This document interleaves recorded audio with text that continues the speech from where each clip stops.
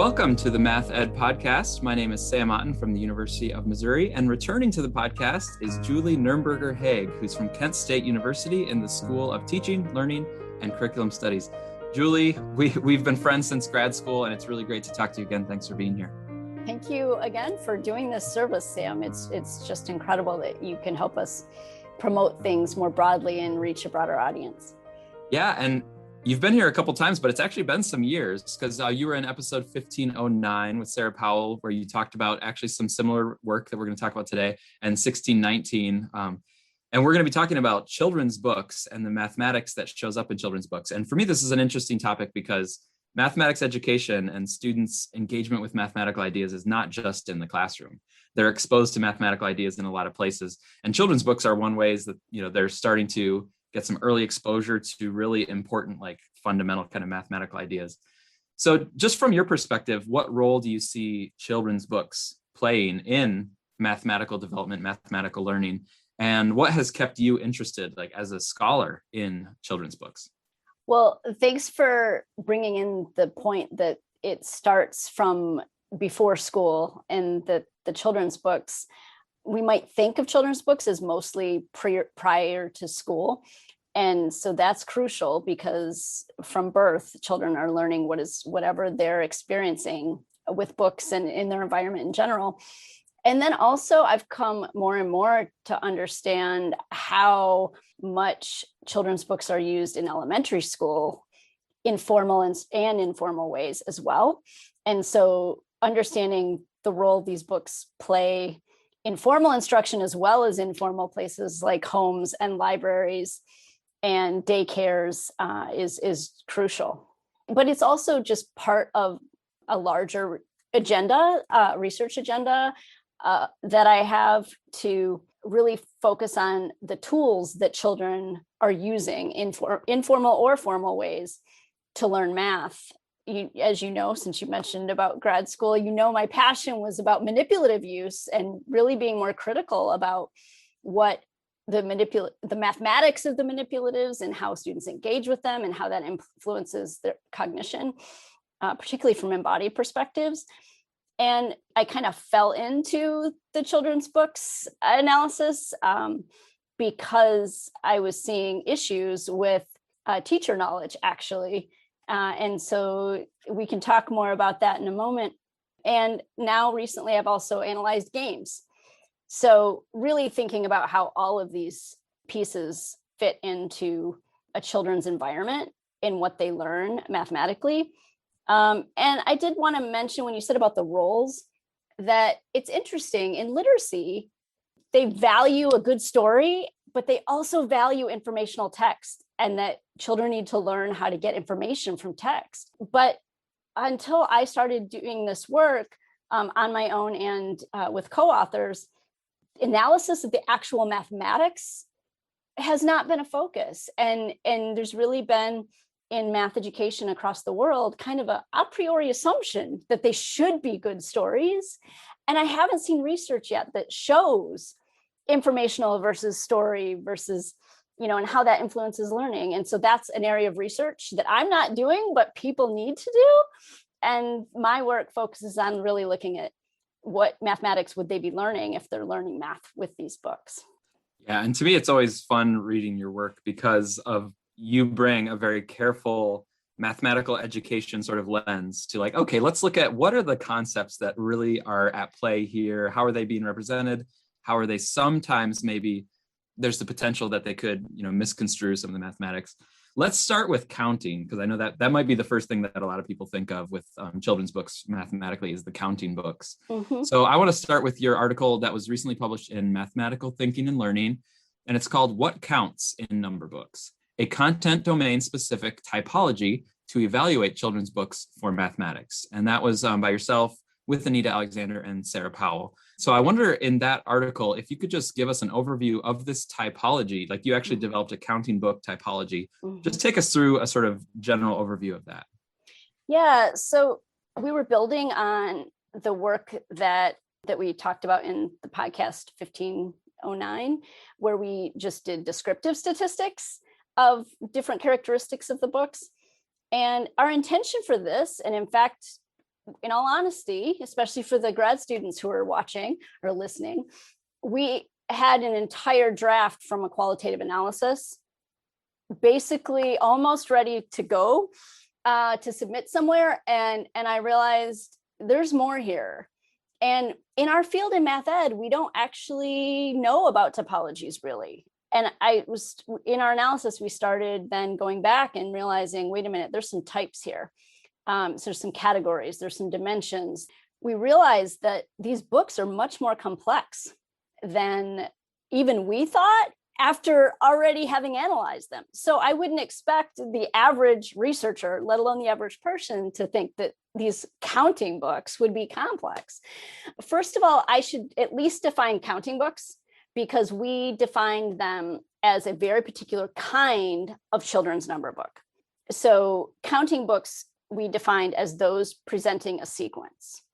Either the whole book could be a sequence, 1, 2, 3, 4, 5, 6, 7, 8, 9, 10, or 2, 4, 6, 8, 10, 12, up to 20, or it might have multiple sequences within the book. We'll talk more about it later, but that doesn't mean to say it's actually a mathematical sequence in terms of accuracy. But we just focused on that subset of those books that already put numbers in sequence. From those books only, we developed this counting book topology. And the main dimension of the topology are the counting sequences themselves that we found.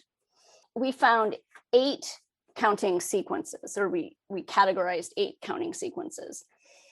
And I like, especially when I do talk with teachers, I kind of talk about this as books in crates in terms of the topology. So along one row of labels are the counting sequences. We realized that we saw books that had single sequences and some books that we characterized as multiple sequences. So you might initially think, oh, that just means they did 2 different sequences in the book. And that is one of the ways we saw it happen. But we also characterized that when sequences changed. So it is to try to make mathematical sense of it. So if a book said 1, 2, 3, 4, 5, 6, 7, 8, 9, 10, 20, 30, 40, 50, 60, then that's a different mathematical sequence, right? It's not continuing with the same scalar. So we characterize those differently as well. We found 7 that we consider accurate and 1 that we define as inaccurate.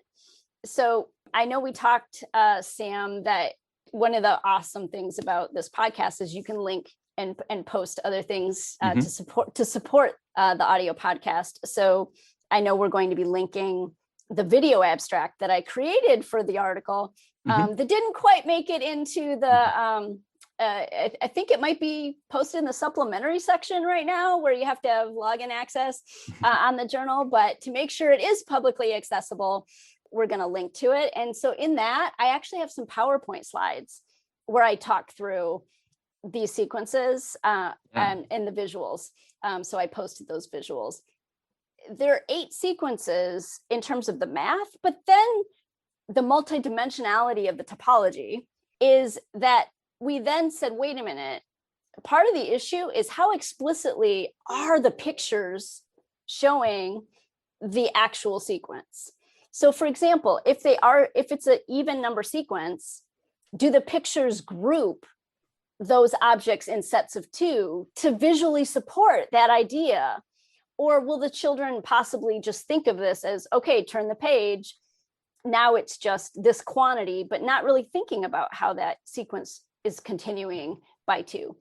So that's the explicit or the rationality dimension in terms of not rational as in rational number, but rational in terms of the early childhood term that's used for rational and rote counting. That rote counting is just saying the number words in order, and rational counting means you actually have the concept of cardinality and you can count the actual objects.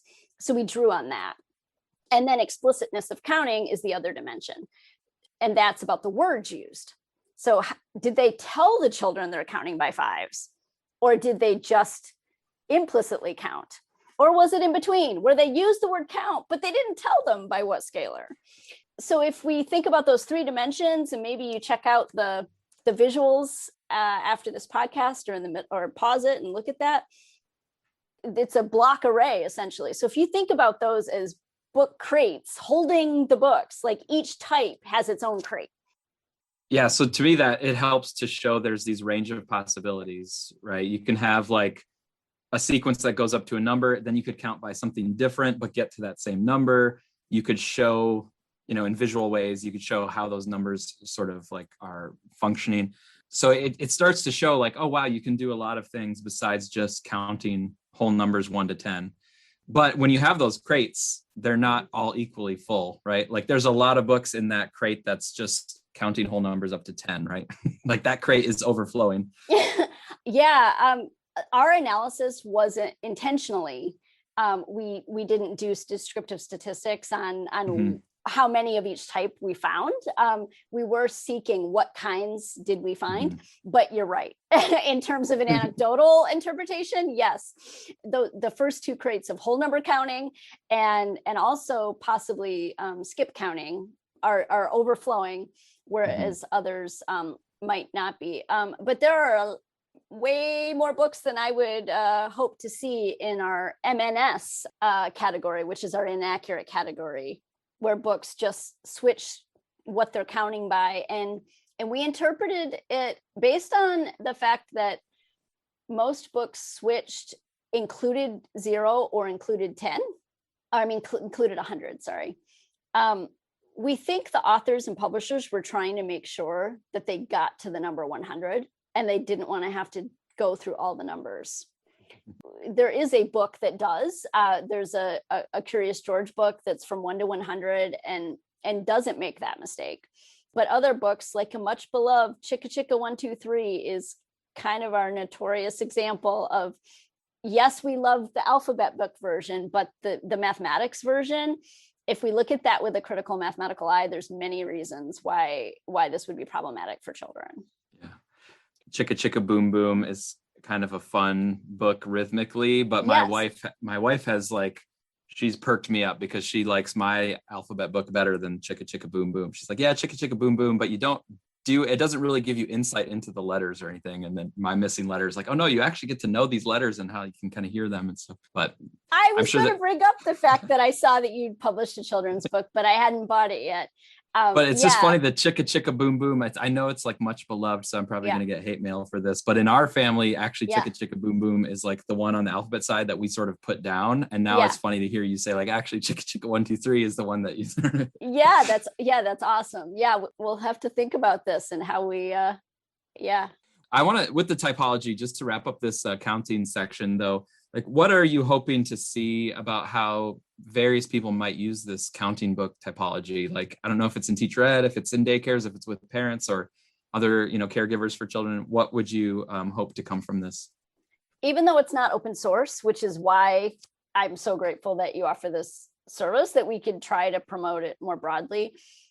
I really hope that for this and other work about the mathematics of children's books, that we make a difference and build on this for multiple stakeholders. So in general, this is a research talk. So first, I'll just say there are so many things that need to be investigated that came to light even more once we had this topology. So for example, Collier et al., who use topologies in political science, they explain why topologies are valuable. And in the article, I talk about how we can make a difference in research in this area in these different ways based on the topology. So the most important one I see actually is appropriate set of cases for study. This is an area that I see as the biggest problem with current research thus far on children's books for math. I mean, the research of learning with children's books for math, that some books are chosen and it's basically just chosen based on the topic or a book a researcher might have had. And using Reagan's term, topologies offer a scientific shorthand.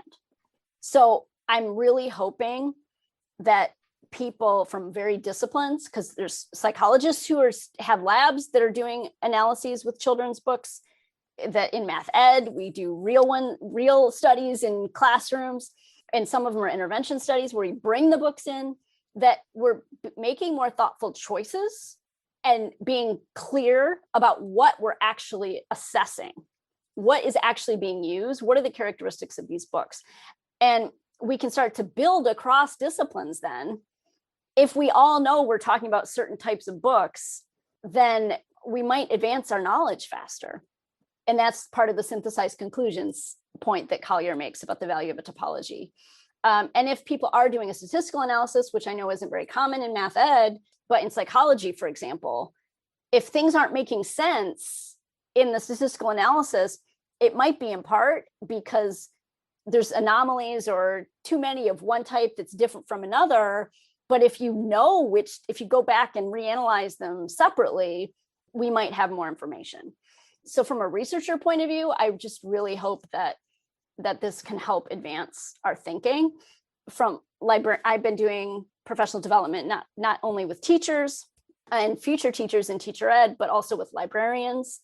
I had just an amazing experience across not just number books, right? Shapes and numbers, with 28 early childhood librarians from our local inner city public library chose to come when they didn't have to this session that I offered. And it was just amazing. And I've published with a librarian in Teacher Librarian. And then authors and publishers, I'm hoping that through this podcast, we can start to get the word out to authors and publishers, so the creators of the books and not just the users of the books will make some good choices and gain more information. Yeah, that's excellent. You mentioned the shape books as well. That's where I wanted to go next. So you have a brand new article that came out in the International Electronic Journal of Mathematics Education. I think this one is a bit more accessible for most people than maybe Mathematical Thinking and Learning. But there you looked at shape books, and it's books I used as a child were mathematically incorrect. That was a quote that you pulled for the title. And it's reasons to use children's shape-related books as a resource to improve mathematical knowledge for teaching. And this, again, your first author, but Rashmi Singh, Jamie Wernette, and Anita Alexander wrote with you. Mm-hmm. So on this article going into shape books, I just wanted to ask, it connects to teacher education now. Like, you're not just analyzing the books on their own, but you're looking at teacher education. So I was just wondering if you could tell us what motivated you to make these connections and study that in a teacher education context. Yeah, actually, in terms of the motivation for the studies, it's completely the reverse. Even though I don't have a publication record of it starting with teacher ed or teacher professional development, the inspiration or the reason I found out that this might be useful or necessary was because of teacher knowledge. Back when I was still in the classroom, I started to understand that there were a lot of elementary teachers and broader adult knowledge that had misconceptions about shapes. And they were so robust that I knew they had high school geometry where they would have learned, for example, that a square is actually a rectangle. But whatever they'd experienced before that was so powerful that it didn't matter what happened in high school geometry or in their content course that they took before methods at the university level, that the majority still might not believe a square was a rectangle, or it was just this memorizable knowledge that they didn't quite know how to apply. I used an anecdote that inspired this in this open source article to explain that's where it starts. And I used it in teacher professional development for years and kept refining the rubric long before I was a professor and started using it in methods courses. And the rubric itself is published in the Ohio Journal of School Mathematics. And again, that is intentionally open source, so that any teacher, librarian, author, publisher, researcher could access it. The rubric that it's called the traffic light rating scale is what is the basis for doing the shapebook critique in our methods courses, but not just methods, also in the content courses. So give us a little bit of a sense of the kind of activity that you do with the pre-service teachers, the prospective elementary teachers, for example. Just, I know we can't recreate the entire thing, and I encourage people with the article, but just give us a little sense of like what kind of things you do with them. Unlike most of what we do, actually, it is quite simple to explain it. And that's one of the things that's so exciting about this and exciting about the results, that this approximately 40-minute activity. So this 40-minute investment of time, essentially, seems to be very powerful. What we do is either have the students, the future teachers or teachers, because I said I use this in teacher professional development, but I haven't published data about that. And so that's open for people to do research on. That either the future teachers need to bring in their own books, which I like to do because then they have this personal ownership. I don't have data on this, but that's my sense. Like reactions I hear when they thought it was, they can come in and think it was a good book, and then they do the critique instead of giving them a book. However, across methods and content, my colleagues in content, they couldn't do that. Like it wasn't an expectation they could require of their students. And so they brought books in, and there really wasn't statistical differences between whether it happened in content or methods. And that's an issue as well, right? Because we would hope that after content courses, they'd have higher content knowledge coming into our methods course. But that's on this topic, but that's not what we saw. So the activity, you have a pair or a group of students has a book with at least 3 shapes so that there's some variety that they can learn from the rubric. They have to actually name the shapes. So it's not just images or shadows or things like that. It's so that it's something that is trying to teach them about shapes that we're critiquing. And print the rubric from the Ohio Journal of School Mathematics in color, if possible, because it's color coded. That's why I called it a traffic light rating scale of red, yellow, and green books or characteristics. And bring, if possible, red, yellow, and green writing utensils so that they can use those to actually color code as they mark off the parts of the rubric. And then give them time to go through the rubric and critique the book using the rubric, and monitor, of course, as math educators, we do what's happening. What are you hearing about as you go around and listen to groups and answer questions, and then bring the whole class together and have students share different book pages on a document camera, especially to make sure that the issue of 2D versus 3D conflation comes out. That is the biggest issue. For example, my teacher librarian article with multiple colleagues, including a librarian and a media science specialist and some former students of mine, our title is "A Ball is Not a Circle," right? So this idea of 3D versus 2D is actually something that many or most of them are shocked about. Not just that the books are wrong, but they need to improve their own content knowledge. Also to clarify quadrilateral classifications. So those are 2 main things to really make sure you bring out in the discussion. Thanks for talking us through that activity. And again, this is open access at the International Electronic Journal of Mathematics Education. I just was going to point listeners, if they do check out the article, at the very end, there is Appendix D, and this is freely available. I'll make sure it's linked in the show notes. But Appendix D actually talks through how you could implement this with groups of teachers or pre-service teachers. So I think that's useful to people. Julie, we've kind of heard from you how you've felt doing this sort of activity multiple times and seeing how it plays. But what did you hear from the students, the pre-service teachers who engaged in this? We were really surprised, especially given how challenging our job is as teacher educators.